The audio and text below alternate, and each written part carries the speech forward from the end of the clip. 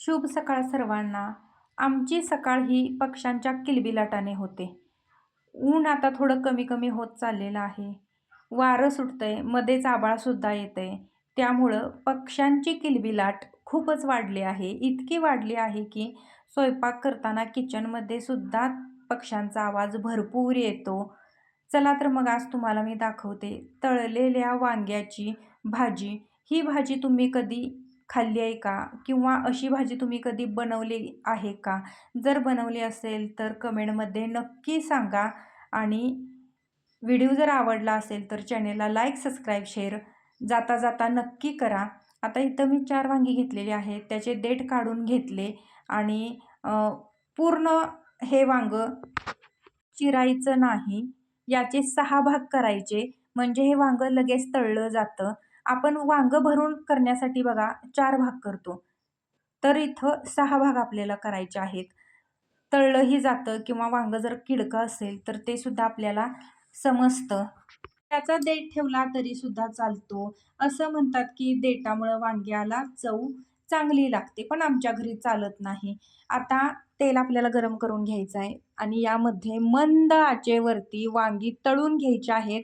जाळ मोठा करायचा नाही, त्यामुळं व्यवस्थित वांगी तळली जाणार नाहीत. आता हे वांगं मी नुसतंच धुतलं आणि चिरलं, त्यामुळं थोडंसं तेल बाहेर उडलेलं आहे किंवा तेलात टाकल्यानंतर याचा आवाज येतो. आता यामध्ये आपल्याला वरूनच तिखट, मीठ, जिरेपूड आणि शेंगदाण्याचं कूट आणि वरून थोडासा गरम मसाला घालायचा आहे आणि एकसारखं हलवून घ्यायचं आहे.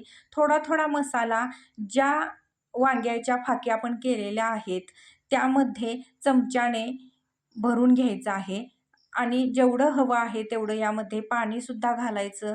वरून गरम मसाला घालायचा आहे बरं का. आता जिरेपूडसुद्धा वरूनच मी घातलेली आहे आणि याला एक 10 ते 15 मिनिटं शिजवून घ्यायचं आहे. आता ऑलरेडी आपण हे वांगं तळून घेतलेलं आहे, त्यामुळं जास्त शिजवण्याची गरज नाही. थोडा वेळ शिजवून घ्यायचं.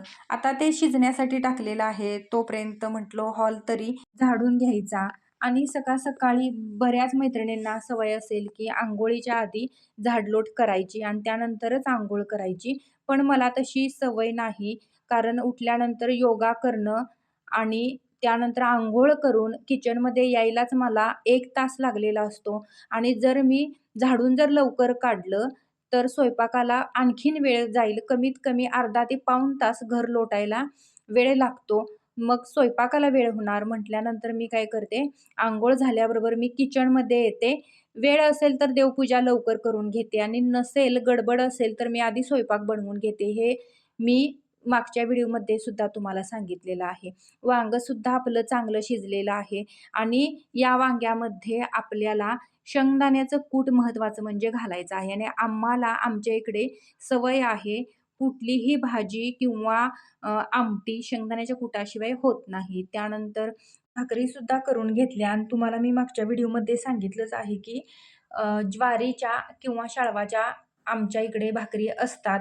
म्हणजे बाजरीची बनवतात, नाचणीची बनवतात, पण तेवढंच चवीसाठी खाण्यासाठी म्हणून भाकरी बनवतात. पण नेहमी दररोज ही अशीच भाकरी बनवली जाते.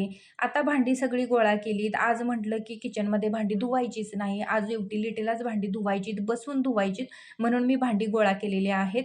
आणि आता इथं बघा वांगं शिजल्यानंतर मी जो भाकरीचा तवा होता त्यामध्ये मी कढई ठेवली. त्याने काय होतं तर गॅसची बचत होते. बराच वेळ भात असू दे किंवा भाजी असू दे, त्यानंतर दूध असू दे, असं जर तव्यात ठेवलं की बराच वेळ ते गरम राहतंय. ही पहिली सवय आहे माझी.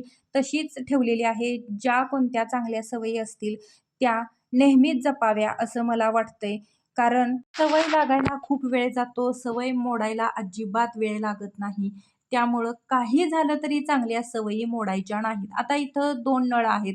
मला दररोज धुवावे लागतात. कारण एकाला पाणी येतं सिंटॅक्समधलं, एकाला पाणी येतं नदीचं, पिण्यासाठी पाणी येतं. आता सिंटॅक्समध्ये पाणीसुद्धा आमच्या स्वतः बोर आहे, त्या बोरचंच पाणी आहे. पण त्यामध्ये थोडं क्षार जास्त आहेत आणि आम्हाला सवय नाही बोरचं पाणी प्यायचं. त्यामुळे आम्ही नदीचंच पाणी पितो. स्वयंपाक झाल्यानंतर बघा असं पटपट जर काम आपण उरकून घेतलं तर काम होतं आणि हळू जर रेंगाळत काम केलं तर कुठलंच काम होत नाही. मला सुद्धा भरपूर वेळ लागतो जर नाही लक्ष देऊन केलं तर किंवा ह्यानं बोलवलं, त्यानं बोलवलं, कुणाचा तरी फोन आला, असं करत जरी काम केलं, तर अजिबात कामात हुरूप राहत नाही आणि जर एकसारखं काम केलं ना, की मस्त वाटतं. कमी वेळेत सुद्धा काम होतं आणि स्वतःला सुद्धा फ्रेश वाटतं. अजिबात कामाचा कंटाळा येत नाही. आज माझं तसंच झालेलं आहे. व्हिडिओमुळं फक्त बरं का.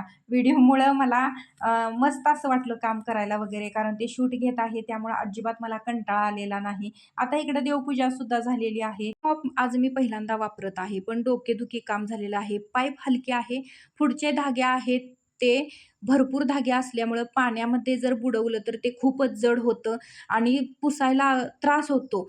इझिली पुसून होत नाही. मागच्या वेळेला जो होता तो पारसचा होता. खूप मस्त होता. ह्या वेळेला म्हटलं जरा वेगळा घेऊ तर डोकेदुखी काम झालेलं आहे. व्हिडिओ कसा वाटला कमेंटमध्ये सांगा.